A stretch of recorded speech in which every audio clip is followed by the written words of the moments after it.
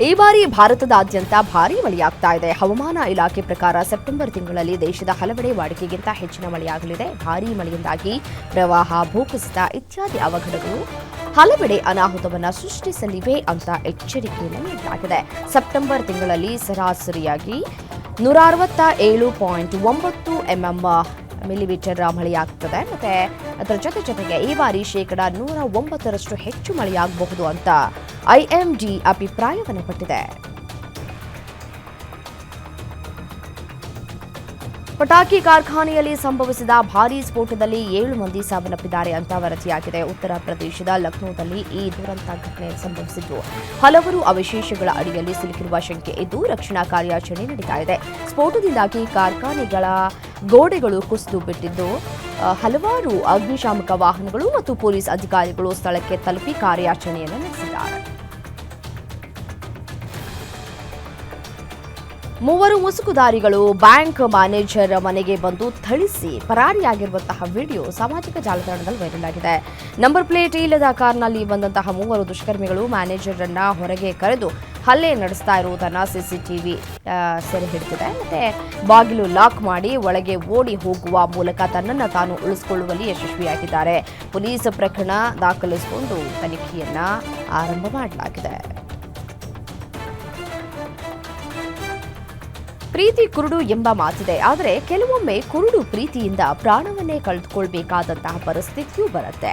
ಮಹಾರಾಷ್ಟ್ರದಲ್ಲಿ ತನ್ನ ಪ್ರೇಯಸಿ ಮದುವೆಯಾಗುವಂತೆ ಒತ್ತಾಯಿಸ್ತಾ ಇದ್ದಾಳೆ ಎಂಬ ಕೋಪದಿಂದ ಯುವಕನೊಬ್ಬ ಆಕೆಯನ್ನ ಕೊಲೆ ಮಾಡಿ ಶವವನ್ನ ಚರಂಡಿಗೆ ಎಸೆದ ಘಟನೆ ಬೆಳಕಿಗೆ ಬಂದಿದೆ. ಆರೋಪಿಯನ್ನ ದುರ್ವಾಸ್ ದರ್ಶನ್ ಪಾಟೀಲ್ ಅಂತ ಹೇಳಿ ಗುರುತಿಸಲಾಗಿದ್ದು 26 ವರ್ಷದ ಭಕ್ತಿ ಮಾಯೇಕರ್ ದೀಪಾಲಿ ಕೊಲೆಯಾದ ದುರ್ದೈವಿಯಾಗಿದ್ದಾಳೆ. ಹುಟ್ಟುಹಬ್ಬದ ಉಡುಗೊರೆ ವಿಷಯದಲ್ಲಿ ಮನೆಯಲ್ಲಿ ಉಂಟಾದ ಜಗಳದಲ್ಲಿ ವ್ಯಕ್ತಿಯೊಬ್ಬ ಪತ್ನಿ ಮತ್ತು ಆಕೆಯ ತಾಯಿಯನ್ನ ಕೊಂದಿರುವ ಘಟನೆ ನವದೆಹಲಿಯಲ್ಲಿ ನಡೆದಿದೆ. ಆರೋಪಿ ಯೋಗೀಶ್ನನ್ನ ಪೊಲೀಸರು ಬಂಧಿಸಿದ್ದಾರೆ. ಅಪರಾಧಕ್ಕೆ ಬಳಸಿದ ಬಟ್ಟೆಗಳು, ಕತ್ತರಿಗಳನ್ನ ವಶಕ್ಕೆ ಪಡೆಯಲಾಗಿದೆ. ಮೃತರನ್ನ ಪ್ರಿಯಾ ಸೆಹಗಲ್, ಕುಸುಮ್ ಸಿನ್ಹಾ ಅಂತ ಹೇಳಿ ಗುರುತಿಸಲಾಗಿದೆ. ಮೊಮ್ಮಗ ಚಿರಾಗ್ನ ಹುಟ್ಟುಹಬ್ಬದ ವಿಚಾರದಲ್ಲಿ ಮನೆಯಲ್ಲಿ ಜಗಳ ಉಂಟಾಗಿತ್ತು ಅಂತ ಹೇಳಲಾಗ್ತಾ ಇದೆ.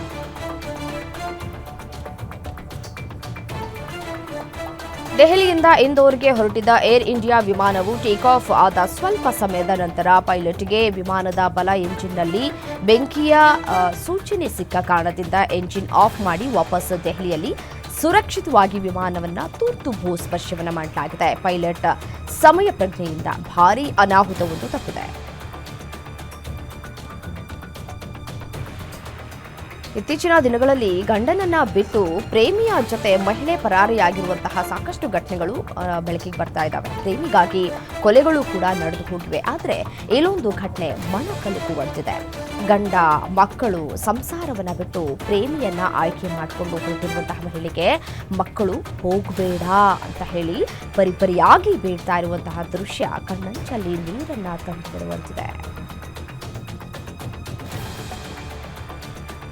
ಜೈಪುರದಲ್ಲಿರುವ ನೀಟ್ ಕೋಚಿಂಗ್ ಸೆಂಟರ್ನ ಟೆರೇಸ್ನಿಂದ ಕೆಳಗೆ ಜಿಗಿಯೋದಕ್ಕೆ ಯತ್ನಿಸಿದ ವಿದ್ಯಾರ್ಥಿಯನ್ನ ಶಿಕ್ಷಕರು ರಕ್ಷಿಸಿರುವ ವಿಡಿಯೋ ಎಲ್ಲೆಡೆ ವೈರಲ್ ಆಗ್ತಾ ಇದೆ. ಇತ್ತೀಚಿನ ದಿನಗಳಲ್ಲಿ ಅದರಲ್ಲೂ ರಾಜಸ್ಥಾನದ ಕೋಟಾದಲ್ಲಿ ನೀಟ್ ಆಕಾಂಕ್ಷಿಗಳ ಆತ್ಮಹತ್ಯೆ ಪ್ರಕರಣ ಕಳೆದ 2-3 ವರ್ಷಗಳಿಂದ ಹೆಚ್ಚಾಗಿದೆ. ಜೈಪುರದಲ್ಲಿ ಚುರುವಿನ 19 ವರ್ಷದ ನೀಟ್ ಆಕಾಂಕ್ಷಿಯೊಬ್ಬರು 3 ಅಂತಸ್ತಿನ ತರಬೇತಿ ಸಂಸ್ಥೆಯ ಟೆರೇಸ್ನಿಂದ ಜಿಗಿಯೋದಕ್ಕೆ ಯತ್ನಿಸಿದ್ದಾರೆ.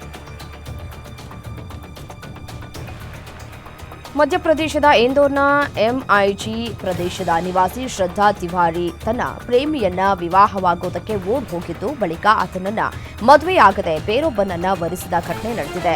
ನಟಿ ಕರೀನಾ ಕಪೂರ್, ಶಾಹಿದ್ ಕಪೂರ್ ನಟನೆಯ ಜಬ್ ವಿ ಮೆಟ್ ಹಿಂದಿ ಸಿನಿಮಾದಂತೆ ಈ ಘಟನೆ ನಡೆದಿದ್ದು ಸೋಷಿಯಲ್ ಮೀಡಿಯಾದಲ್ಲಿ ವೈರಲ್ ಆಗಿದೆ. ಗೆಳತಿ ತನ್ನ ಕರೆಗಳಿಗೆ ಉತ್ತರಿಸ್ತಾ ಇಲ್ಲ ಅಂತ ಹೇಳಿ ಕೋಪಗೊಂಡ ಯುವಕನೊಬ್ಬ ಸಂಪೂರ್ಣ ಗ್ರಾಮದ ವಿದ್ಯುತ್ ಕಡಿತಗೊಳಿಸಿದ ಘಟನೆ ಬಿಹಾರದಲ್ಲಿ ನಡೆದಿದೆ. ಗೆಳತಿ ತನ್ನ ಕರೆಗಳಿಗೆ ಪ್ರತಿಕ್ರಿಯಿಸ್ತಾ ಇಲ್ಲ, ಆಕೆಯ ಫೋನ್ ಬ್ಯುಸಿ ಬರ್ತಾ ಇದೆ ಅಂತ ಬೇಸರಗೊಂಡ ಯುವಕ ವಿದ್ಯುತ್ ಲೈನ್ ಅನ್ನ ಕಡಿತಗೊಳಿಸಿ ಸಂಪೂರ್ಣ ಗ್ರಾಮವೇ ಕತ್ತಲಾಗುವಂತೆ ಮಾಡಿದ್ದಾನೆ. ಈ ಕುರಿತ ಸುದ್ದಿ ಸಾಮಾಜಿಕ ಮಾಧ್ಯಮದಲ್ಲಿ ವೈರಲ್ ಆಗಿದೆ. ಚೀನಾ ಅಧ್ಯಕ್ಷ ಕ್ಸಿ ಜಿನ್ಪಿಂಗ್ ಡ್ರ್ಯಾಗನ್ ಮತ್ತು ಆನೆ ಒಟ್ಟಿಗೆ ಬರುವುದು ಅತ್ಯಗತ್ಯ ಅಂತ ಹೇಳಿದರು. ಹಲವು ದೇಶಗಳ ಮೇಲೆ ಸುಂಕ ಹೇರ್ತಾ ಇರುವ ಅಮೆರಿಕ ಅಧ್ಯಕ್ಷ ಡೊನಾಲ್ಡ್ ಟ್ರಂಪ್ಗೆ ಪರೋಕ್ಷ ಎಚ್ಚರಿಕೆಯನ್ನು ನೀಡಿದರು. ನಾವು ವಿಶ್ವದ 2 ಹೆಚ್ಚು ಜನಸಂಖ್ಯೆ ಹೊಂದಿರುವ ದೇಶಗಳು ಮತ್ತು ಜಾಗತಿಕ ದಕ್ಷಿಣದ ಭಾಗವಾಗಿದ್ದೇವೆ. ಸ್ನೇಹಿತರಾಗುವುದು, ಉತ್ತಮ ನೆರೆಹೊರೆಯವರಾಗಿ ತಮ್ಮ ಸಂಬಂಧಗಳನ್ನು ಕಾರ್ಯತಂತ್ರದ ಮತ್ತು ದೀರ್ಘಕಾಲೀನ ದೃಷ್ಟಿಕೋನದಿಂದ ನೋಡಬೇಕು. ಇದಕ್ಕಾಗಿ ಡ್ರ್ಯಾಗನ್ ಮತ್ತು ಆನೆ ಒಟ್ಟಿಗೆ ಬರುವುದು ಅತ್ಯಗತ್ಯ ಅಂತ ಕ್ಸಿ ಜಿನ್ಪಿಂಗ್ ಹೇಳಿದ್ದಾರೆ. ಈ ವರ್ಷದ ಕೊನೆಯಲ್ಲಿ ಕ್ವಾಡ್ ಶೃಂಗಸಭೆಗಾಗಿ ಅಮೆರಿಕ ಅಧ್ಯಕ್ಷ ಡೊನಾಲ್ಡ್ ಟ್ರಂಪ್ ಭಾರತಕ್ಕೆ ಭೇಟಿ ನೀಡುವ ಯೋಜನೆಯಿಂದ ಹಿಂದೆ ಸರಿಯುವ ನಿರ್ಧಾರ ಕೈಗೊಂಡಿದ್ದಾರೆ ಅಂತ ವರದಿಯಾಗಿದೆ. ಆದರೆ ಈ ಬಗ್ಗೆ ಶ್ವೇತಭವನದಿಂದ ಯಾವುದೇ ಅಧಿಕೃತ ಪ್ರಕಟಣೆ ಬಂದಿಲ್ಲ. ಕಳೆದ ಕೆಲವು ತಿಂಗಳಿನಿಂದ ಅಮೆರಿಕ ಮತ್ತು ಭಾರತ ನಡುವೆ ಹದಗೆಡ್ತಾ ಇರುವಂತಹ ದ್ವಿಪಕ್ಷೀಯ ಸಂಬಂಧದ ಬಗ್ಗೆ ಈ ವರದಿ ವಿವರಿಸಿದೆ. ಶೌಚಾಲಯದ ವ್ಯವಸ್ಥೆ ಇಲ್ಲದೆ ಪ್ರಯಾಣಿಕರು ಪರದಾಡಿರುವ ಘಟನೆ ಬಾಲಿಯಿಂದ ಬ್ರಿಸ್ಬೇನ್ಗೆ ತೆರಳಿದಂತಹ ವರ್ಜಿನ್ ವಿಮಾನದಲ್ಲಿ ನಡೆದಿದೆ. ವಿಮಾನ ಹಾರಾಟದ ಮಧ್ಯೆ ಪ್ರಯಾಣಿಕರು ಮದ್ಯದ ಬಾಟಲಿಗಳಲ್ಲಿ ಮೂತ್ರ ವಿಸರ್ಜನೆ ಮಾಡಬೇಕಾಯಿತು. ಇದಕ್ಕಾಗಿ ವಿಮಾನಯಾನ ಸಂಸ್ಥೆ ಪ್ರಯಾಣಿಕರಲ್ಲಿ ಕ್ಷಮೆಯನ್ನು ಕೋರಿದೆ.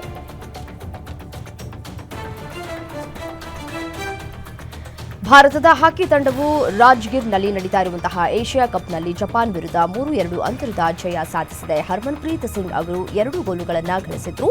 ಈ ಗೆಲುವಿನೊಂದಿಗೆ ಭಾರತ ಸೂಪರ್ 4 ಹಂತಕ್ಕೆ ಪ್ರವೇಶಿಸಿದೆ. ಪೂಲ್ ಎಯಲ್ಲಿ ಭಾರತ 6 ಅಂಕಗಳೊಂದಿಗೆ ಮೊದಲ ಸ್ಥಾನದಲ್ಲಿದೆ.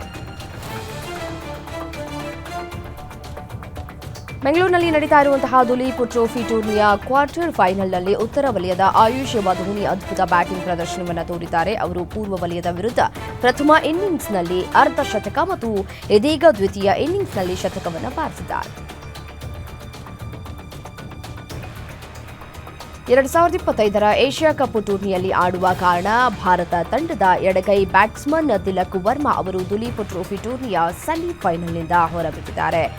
ಸೆಪ್ಟೆಂಬರ್ 4ರಿಂದ 7ರವರೆಗೆ ನಡೆಯಬೇಕಿದ್ದ ಸೆಮೀಸ್ ಪಂದ್ಯದಲ್ಲಿ ದಕ್ಷಿಣ ವಲಯ ತಂಡದಲ್ಲಿ ಆಡಬೇಕಾಗಿತ್ತು. ಡಿಪಿಎಲ್ 2025 ಟೂರ್ನಿಯ ಎಲಿಮಿನೇಟರ್ ಪಂದ್ಯದಲ್ಲಿ ನಿತೀಶ್ ರಾಣಾ ಮತ್ತು ದಿಗ್ವೇಶ್ ರಾಥಿ ನಡುವೆ ತೀವ್ರ ವಾಗ್ವಾದ ನಡೆದಿತ್ತು. ಈಗ ಈ ವಿಷಯದ ಬಗ್ಗೆ ನಿತೀಶ್ ರಾಣಾ ದೊಡ್ಡ ಹೇಳಿಕೆ ನೀಡಿದ್ದಾರೆ. ಮೈದಾನದಲ್ಲಿ ಇಬ್ಬರ ನಡುವೆ ಏನಾಯಿತು ಅಂತ ನಿತೀಶ್ ರಾಣಾ ಹೇಳಿಲ್ಲ. ಆದರೆ ಯಾರಾದರೂ ಅವರನ್ನ ಕೆರಳಿಸಿದ್ರೆ ಮೌನವಾಗಿ ಇರೋದಿಲ್ಲ ಅಂತ ತಿಳಿಸಿದ್ದಾರೆ. ಸಿಪಿಎಲ್ 2025ರ ಟೂರ್ನಿಯಲ್ಲಿ ಕೈರನ್ ಪೊರ್ಲಾಂಡ್ ಟಿ20 ಕ್ರಿಕೆಟ್ನಲ್ಲಿ 14,000 ರನ್ಗಳನ್ನು ಪೂರ್ಣಗೊಳಿಸಿದ್ರು. ಕೇವಲ 1 ದಿನದ ನಂತರ ಇಂಗ್ಲೆಂಡ್ನ ಅಲೆಕ್ಸ್ ಹೇಲ್ಸ್ ಕೂಡ ಟಿ20ಯಲ್ಲಿ 14,000 ರನ್ಗಳನ್ನು ಗಳಿಸಿದ್ದಾರೆ. ಅಲೆಕ್ಸ್ ಹೇಲ್ಸ್ ಈ ಮೂಲಕ ಈ ಸಾಧನೆ ಮಾಡಿದ ವಿಶ್ವದ 3ನೇ ಬ್ಯಾಟ್ಸ್ಮನ್ ಎಂಬ ಹೆಗ್ಗಳಿಕೆಗೆ ಪಾತ್ರರಾಗಿದ್ದಾರೆ. ಬ್ಯಾಡ್ಮಿಂಟನ್ ವಿಶ್ವ ಚಾಂಪಿಯನ್ಶಿಪ್ನ ಫೈನಲ್ ತಲುಪುವ ಭಾರತದ ಸಾತ್ವಿಕ್ ಸಾಯಿರಾಜ್ ರಣಕಿ ರೆಡ್ಡಿ ಮತ್ತು ಚಿರಾಗ್ ಶೆಟ್ಟಿ ಅವರ ಆಸೆ ಈಡೇರಲಿಲ್ಲ. ಭಾರತೀಯ ಜೋಡಿ ಚೀನಾದ ಜೋಡಿ ಚೆನ್ ಬೋ ಯಾಂಗ್ ಮತ್ತು ಲಿಯು ಇ ವಿರುದ್ಧ ಸೆಮಿಫೈನಲ್ನಲ್ಲಿ ಸೋಲನ್ನು ಕಂಡಿದೆ. ಮೊದಲಿಗೆ ಹಾಸ್ಯ ನಟ ಆನಂತರ ಹೀರೋ ಸಹ ಆದಂತಹ ಚಿಕ್ಕಣ್ಣ ಮದುವೆಯಿಂದ ದೂರ ಇದ್ರು. ಆದರೆ ಈಗ ಕೊನೆಗೂ ಬ್ಯಾಚುಲರ್ ಲೈಫ್ಗೆ ಗುಡ್ ಬೈ ಹೇಳಿದ್ದಾರೆ. ಮದುವೆ ಮಾಡಿಕೊಳ್ಳೋದಕ್ಕೆ ಮುಂದಾಗ್ತಾ ಇದ್ದಾರೆ. ಮಂಡ್ಯ ಜಿಲ್ಲೆಯ ಶ್ರೀರಂಗಪಟ್ಟಣ ತಾಲೂಕಿನ ಮಹದೇವಪುರ ಗ್ರಾಮದ ಯುವತಿಯ ಜೊತೆ ಚಿಕ್ಕಣ್ಣ ಹಾಸ್ಯಮಣೆ ಏರಲಿದ್ದಾರೆ. ಮಹದೇವಪುರ ಗ್ರಾಮದ ಪಾವನ ಎಂಬ ಯುವತಿಯ ಜೊತೆ ಚಿಕ್ಕಣ್ಣ ಮದುವೆ ನಿಶ್ಚಯವಾಗಿದೆ. ಈಗಾಗಲೇ ಹೂ ಮುಡಿಸುವ ಶಾಸ್ತ್ರವನ್ನ ಎರಡೂ ಕುಟುಂಬಗಳು ನೆರವೇರಿಸಿವೆ. ನಿಶ್ಚಿತಾರ್ಥ ಮತ್ತು ಮದುವೆ ದಿನಾಂಕ ಮುಂದಿನ ವಾರ ನಿಗದಿಯಾಗಲಿದೆ. ಅಭಿಮಾನಿಗಳಿಗೆ ಕಿಚ್ಚ ಸುದೀಪ್ ಭರ್ಜರಿ ಗುಡ್ ನ್ಯೂಸ್ ಕೊಟ್ಟಿದ್ದಾರೆ. ಬರ್ತ್ಡೇಗೂ ಮುನ್ನವೇ ಕಿಚ್ಚ ಸುದೀಪ್ ಅಭಿಮಾನಿಗಳಿಗೆ ಬಿಗ್ ಬಾಸ್ ಬಗ್ಗೆ ಬಿಗ್ ನ್ಯೂಸ್ ನೀಡಿದ್ದಾರೆ. ಆದಷ್ಟು ಬೇಗ ನಿಮ್ಮ ಮನೆ ಮನದಲ್ಲಿ ಬರ್ತೇನೆ, ಸೆಪ್ಟೆಂಬರ್ 28ರಿಂದ ಕಿರುತೆರೆ ಮೇಲೆ ಬರ್ತೇನೆ ಅಂತ Bigg Boss Kannada 12 launch date announce ಮಾಡಿದ್ದಾರೆ. ಮೈಸೂರಿನಲ್ಲಿ ಸಂದೇಶ್ ನಾಗರಾಜ್ ಹುಟ್ಟುಹಬ್ಬದ ಕಾರ್ಯಕ್ರಮದಲ್ಲಿ ಸುದೀಪ್ ಹೇಳಿಕೆಯನ್ನು ಕೊಟ್ಟಿದ್ದಾರೆ. ತೆಲುಗು ಚಿತ್ರರಂಗದ ಸ್ಟಾರ್ ನಟ ರಾಮ್ ಚರಣ್ ಮೈಸೂರಿನಲ್ಲಿ ಮುಖ್ಯಮಂತ್ರಿ ಸಿದ್ದರಾಮಯ್ಯರನ್ನ ಭೇಟಿಯಾಗಿದ್ದಾರೆ. ಮೈಸೂರಿನಲ್ಲಿ ಪೆದ್ದಿ ಚಿತ್ರದ ಚಿತ್ರೀಕರಣದಲ್ಲಿ ಭಾಗಿಯಾಗಿರುವ ನಟ ರಾಮ್ ಚರಣ್ ಮೈಸೂರು ನಿವಾಸದಲ್ಲಿ ಸಿಎಂ ಭೇಟಿಯಾದರು. ಸಿದ್ದರಾಮಯ್ಯವರಿಗೆ ಶಾಲನ್ನ ಹೊದಿಸಿ ಹೂವಿನ ಹಾರ ಹಾಕಿ ಗೌರವಿಸಿದರು. ಈ ವೇಳೆ ಸಚಿವ ಸಂತೋಷ್ ಲಾಡ್, ಸಿಎಂ ಪುತ್ರ ಹಾಗೂ ಎಂಎಲ್ಸಿ ಯತೀಂದ್ರ ಸಿದ್ದರಾಮಯ್ಯ ಕೂಡ ಇದ್ದರು. ಉತ್ತರ ಕರ್ನಾಟಕ ಮಣ್ಣಿನ ಕತೆ ಹೊತ್ತು ಬರ್ತಾ ಇದೆ. ರತ್ನಾಪುರ ಸಿನಿಮಾ ನಟ ಹಾಗೂ ನಿರ್ದೇಶಕ ಹಾಲೇಶ್ ಚಿತ್ರರಂಗಕ್ಕೆ ಲೈಟ್ ಮ್ಯಾನ್ ಆಗಿ ಪಾದಾರ್ಪಣೆ ಮಾಡಿ ಈಗ ಡೈರೆಕ್ಷನ್ ಕ್ಯಾಪ್ ಧರಿಸಿದ್ದಾರೆ. ಇಷ್ಟೇ ಅಲ್ಲದೆ ತಾವು ನಿರ್ದೇಶಿಸಿರುವಂತಹ ರತ್ನಾಪುರ ಚಿತ್ರದಲ್ಲಿ ನಾಯಕನಾಗಿ ಅಭಿನಯಿಸಿದ್ದಾರೆ. ಸದ್ಯ ರತ್ನಾಪುರ ಚಿತ್ರ ಸೆಪ್ಟೆಂಬರ್ 12ರಂದು ರಾಜ್ಯಾದ್ಯಂತ ತೆರೆಗೆ ಅಪ್ಪಳಿಸಲಿದ್ದು ಸಿನಿಮಾ ಪ್ರಚಾರ ಚಿತ್ರತಂಡ ಶುರುವಾಗಿದೆ. ಮಹೇಶ್ ಗೌಡ ನಿರ್ಮಾಣ ನಿರ್ದೇಶನ ಮಾಡಿ ನಟಿಸಿರುವ ಬಿಳಿ ಚುಕ್ಕಿ ಹಳ್ಳಿ ಹಕ್ಕಿ ಚಿತ್ರದ ಪೋಸ್ಟರ್ ಬಿಡುಗಡೆಯಾಗಿದೆ. ಈ ಚಿತ್ರ ಇದೇ ಅಕ್ಟೋಬರ್ 24ರಂದು ರಾಜ್ಯಾದ್ಯಂತ ತೆರೆ ಕಾಣಲಿದ್ದು ನಮ್ಮ ಸುತ್ತಮುತ್ತಲೇ ವಿಟಿಲಿಗೋ ಎಂಬ ಚರ್ಮ ಬಾಧೆ ಅನೇಕರನ್ನ ಆವರಿಸಿಕೊಂಡಿರುತ್ತೆ ಅಂತ ಬಾಧೆಗೀಡಾದ ಜೀವವೊಂದರ ಮನೋವ್ಯಾಕುಲವನ್ನ ಸುಲಭಕ್ಕೆ ಅಂದಾಜಿಸಲಾಗದ ಕಥಾ ಹಂದರದೊಂದಿಗೆ ಮಹೇಶ್ ಕಟ್ಟಿಕೊಟ್ಟಿದ್ದಾರೆ.